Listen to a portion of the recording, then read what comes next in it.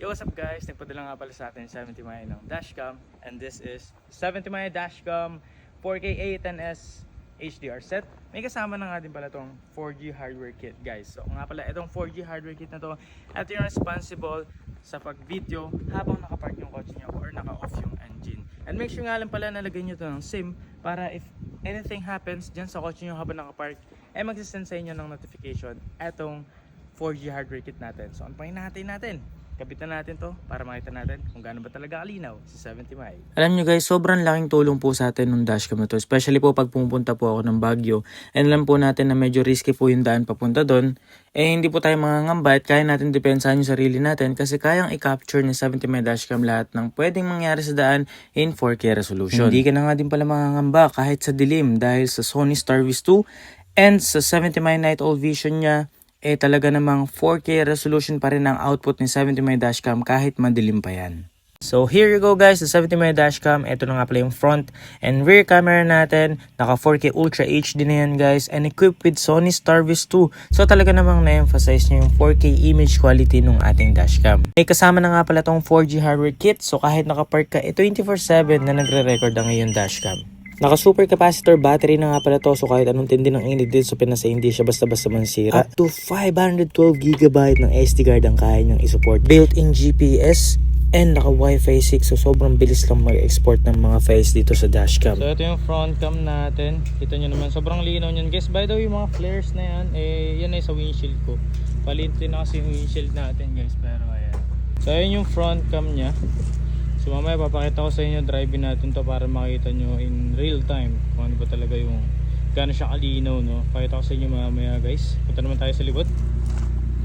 So search nyo lang. By the way, this is the 70 Maya dashcam app, no? Kita nyo yan sa Play Store guys. Good for Android and iOS na yan. Tayo yan guys, yan nakakabit na siya. Di pa yung wirings natin, maayusin natin yan guys. So yeah, that's it.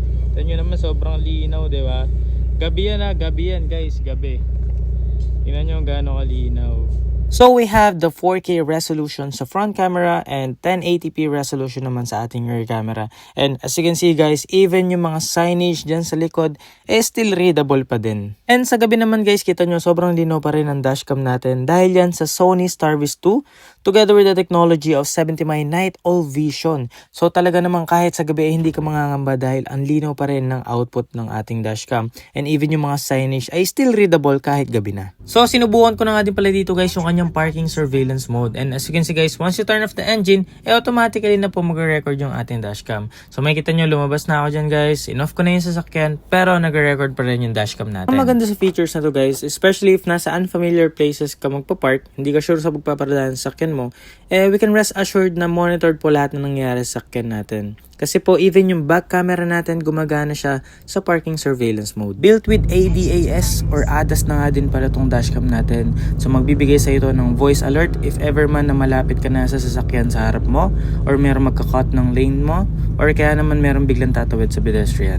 Makikita nyo nga po dito, wala na tayo sa main road pero gumagana pa rin po yung ADAS or yung ADAS natin. Kung mapapansin nyo po, makikita po ng dashcam natin na meron tao sa harapan at magbibigay ng voice alert. Attention to pedestrians. Attention to pedestrians. Dito nga pala guys, ay ipapakita ko sa inyo kung paano gumagana yung ating 4G hardware kit. Make sure lang po nalagyan natin to ng SIM. Yung SIM po na meron na siyang load or nakaplan na siya.